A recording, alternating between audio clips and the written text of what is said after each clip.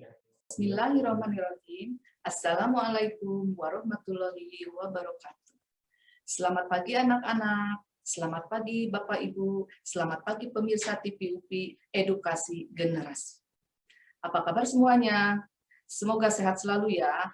Alhamdulillah, Ibu Eis senang sekali bisa berjumpa kalian dalam program jarak jauh TV UPI Edukasi Generasi. Baiklah anak-anak, pada kesempatan ini, materi PPKN yang akan Ibu sampaikan yaitu materi kelas 10 semester 1.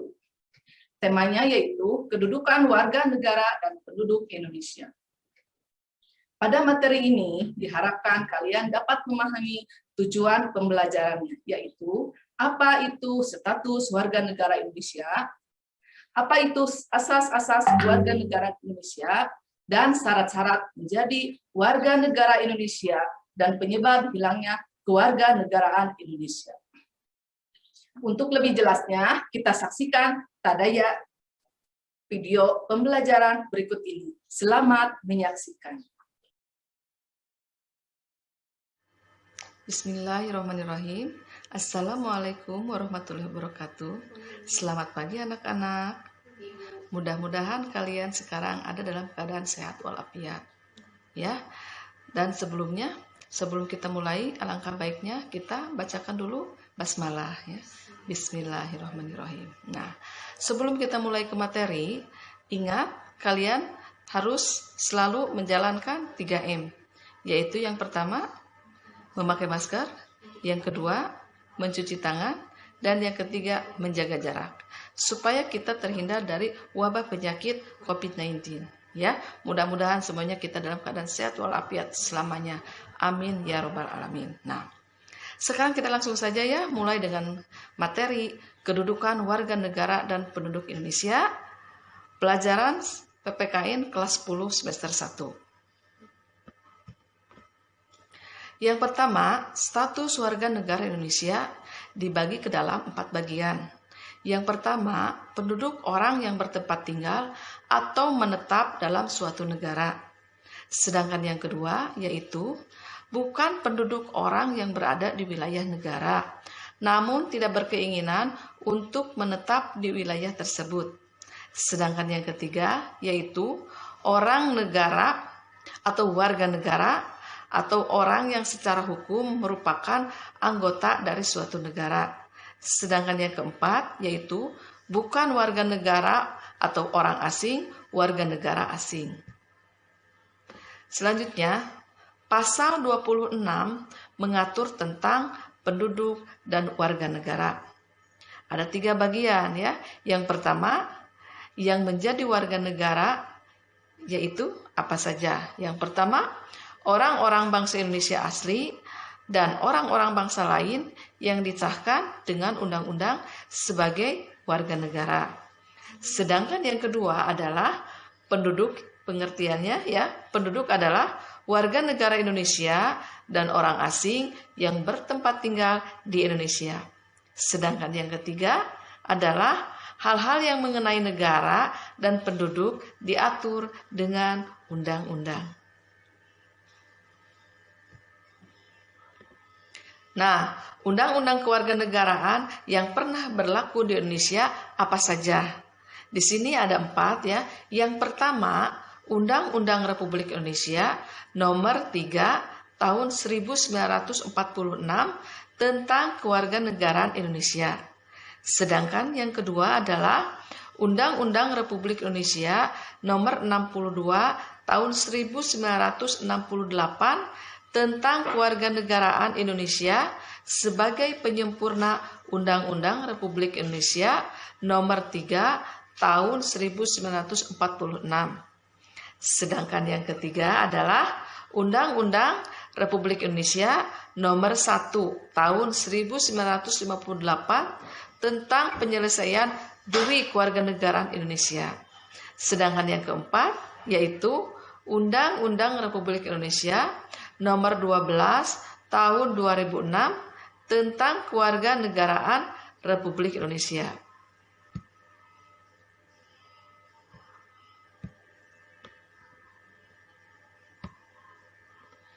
Yang kedua, Asas-asas kewarganegaraan Indonesia. 1. Asas ius sanguinis, yaitu ditentukan pada keturunan orang yang bersangkutan. Sedangkan yang kedua yaitu asas ius soli, yaitu ditentukan oleh tempat kelahiran.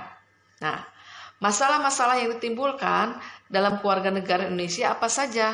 Yang pertama, apartheid atau apartheid ya, yaitu pendudukan atau penduduk yang sama sekali tidak memiliki kewarganegaraan. Sedangkan yang kedua, bipadride atau bipadraid, yaitu penduduk yang memiliki dua kewarganegaraan. Asas kewarganegaraan menurut Undang-Undang Nomor 12 Tahun 2006.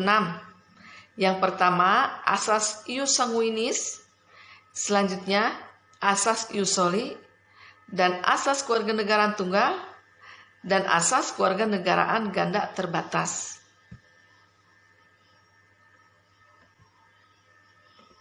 Cara menentukan status kewarganegaraan itu apa saja?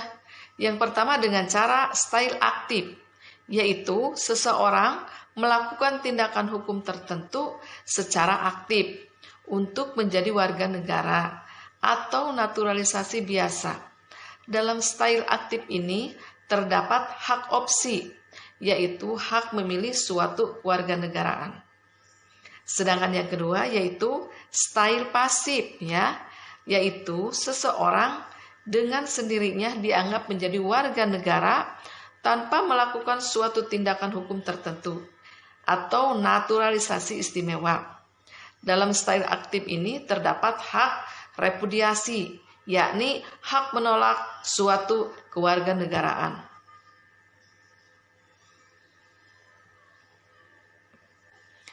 Syarat-syarat warga negara Indonesia apa saja ya, atau permohonan kewarganegaraan?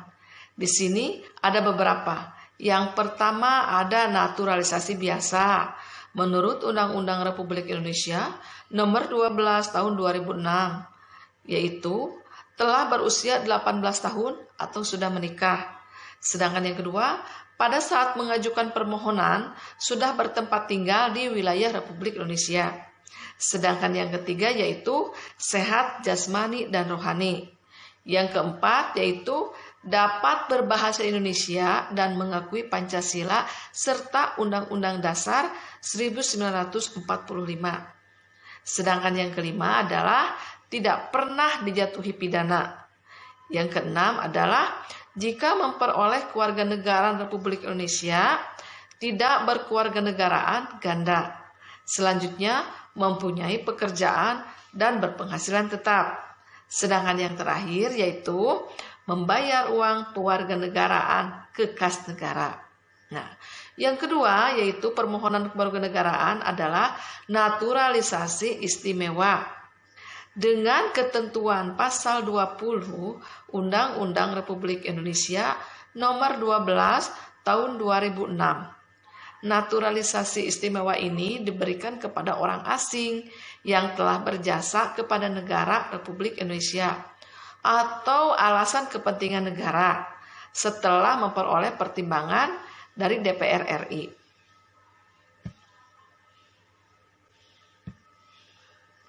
Nah, cara-cara memperoleh kewarganegaraan sih apa saja? Yaitu 1. Dengan kelahiran, kedua dengan permohonan, yang ketiga dengan perkawinan, yang keempat ikut orang tua atau ayah dan ibu, yang kelima pemberian, dan yang keenam pengangkatan. Nah, penyebab hilangnya kewarganegaraan Indonesia itu apa saja? Ya, penyebabnya ada beberapa penyebab, diantaranya yang pertama memperoleh kewarganegaraan lain atas kemauan sendiri. Yang kedua, tidak menolak atau melepas kewarganegaraan lain. Yang ketiga, dinyatakan hilang kewarganegaraan oleh presiden atas kemauan sendiri. Yang keempat, masuk ke dalam dinas tentara asing. Yang kelima, mengangkat sumpah atau menyatakan janji setia kepada negara asing. Yang selanjutnya itu turut serta dalam pemilihan sesuatu yang bersifat ketatanegaraan untuk suatu negara asing. Selanjutnya, mempunyai paspor dari negara asing yang dapat diartikan sebagai tanda kewarganegaraan yang masih berlaku di negara lain. Selanjutnya yang terakhir adalah bertempat tinggal di luar negeri selama 5 tahun terus-menerus bukan karena dinas. Nah anak-anak, sekian dulu perjumpaan kali ini dalam pelajaran PPKN. Mungkin minggu depan kita berjumpa lagi. Wassalamualaikum warahmatullahi wabarakatuh.